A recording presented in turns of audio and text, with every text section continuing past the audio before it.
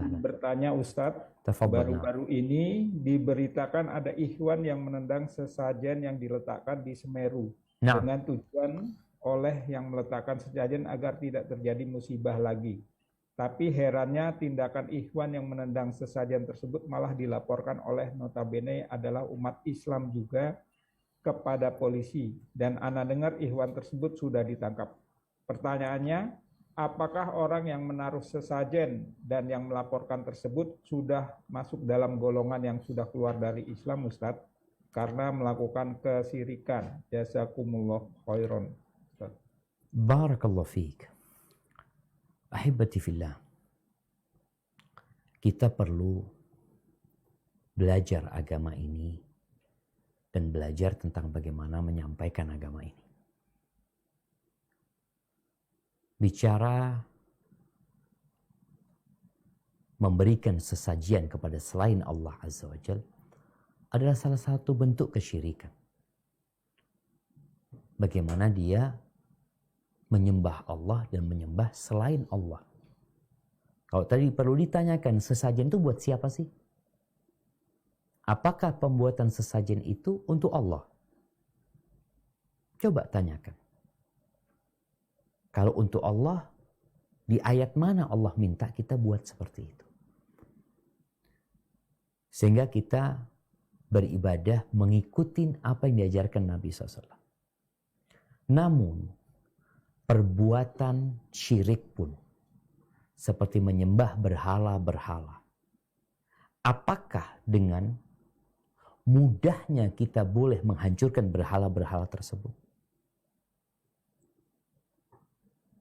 Bayangin ya, ini pelajaran buat semua. Kita tahu Nabi Ibrahim, mungkin seorang mengatakan Nabi Ibrahim alaihissalam Ustaz, menghancurkan berhala-berhala. Iya, kemudian dibakar Nabi Ibrahim sama kaumnya. Itu sebagai konsekuensi beliau menegakkan agama Allah Azza wa Jalla, yang itu dilakukan Nabi Ibrahim dan Allah menyelamatkan Nabi Ibrahim alaihissalam. Artinya beliau melakukan itu berdasarkan wahyu Allah Azza wa Jalla. Tapi konsekuensinya beliau dibakar sama kaumnya. Nabi kita Muhammad alaihi salatu wassalam, beliau selama 13 tahun berdakwah di kota Mekah. Satu pun berhala nggak ada yang ditendang. Satu pun berhala nggak ada yang dihancurin. Apakah karena Nabi SAW? Tidak.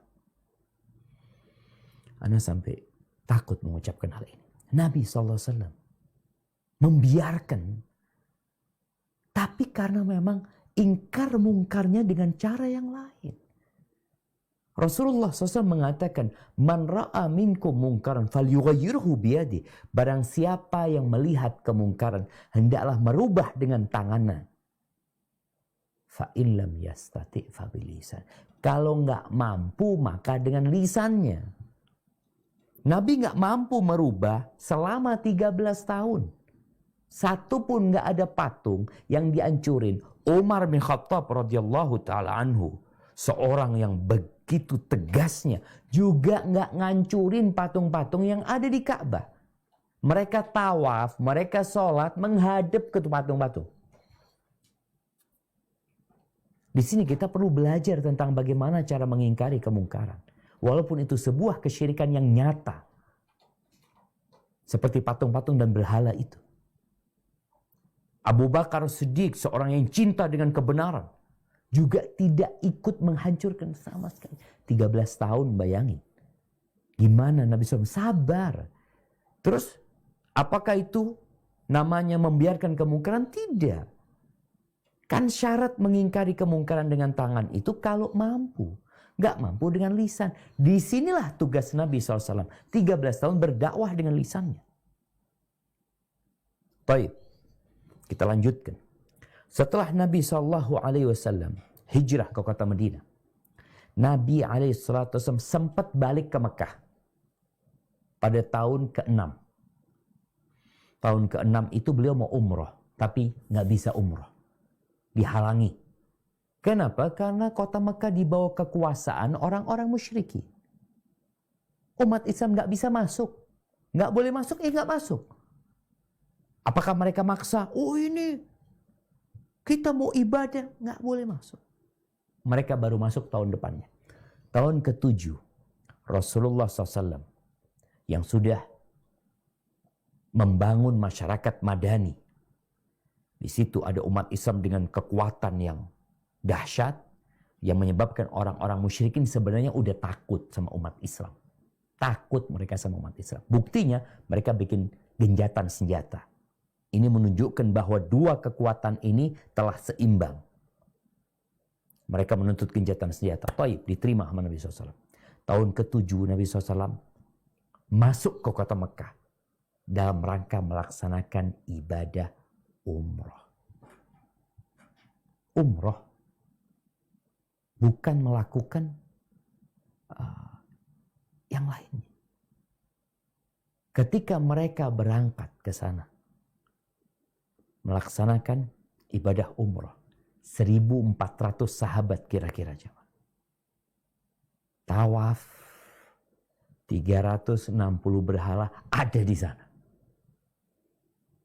Tidak ada satupun sahabat yang menghancurkan. Ini kemungkaran jelas di depan mereka.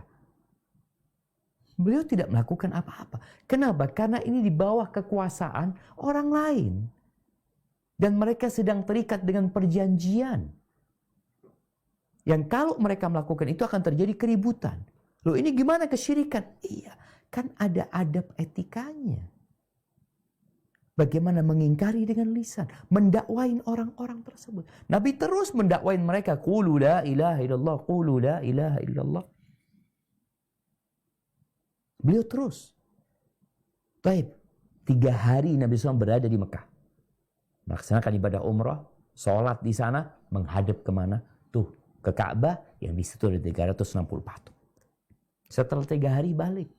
Nggak ada satu patung yang dimasukkan kemana, disembunyikan, nggak ada. Sampai ke kota Madinah setahun kemudian.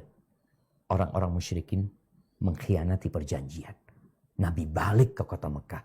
Tapi sebagai penakluk. Karena mereka berkhianat. Saat itu 360 berhala dihancurkan. Dengan tangan Nabi SAW beliau menunjuk dengan tongkatnya, hancur tuh jamaah. Jadi yang terjadi kemarin, inilah kurangnya hikmah. Mungkin ada orang melakukan sesajen. Apa engkau sudah dakwain mereka? Ajak mereka. Sehingga tidak menjadi sebuah hal yang kontraproduktif. Tetap ini bukan berarti sesajen itu boleh. Enggak.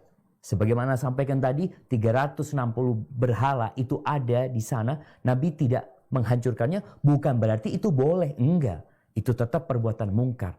Tapi kan bagaimana cara kita mengingkarinya. Dan kita tidak boleh terlalu fokus. Oh gimana dengan orang itu, gimana dengan yang melaporkannya. Udahlah, mereka mungkin juga nggak ngerti, mungkin juga nggak paham.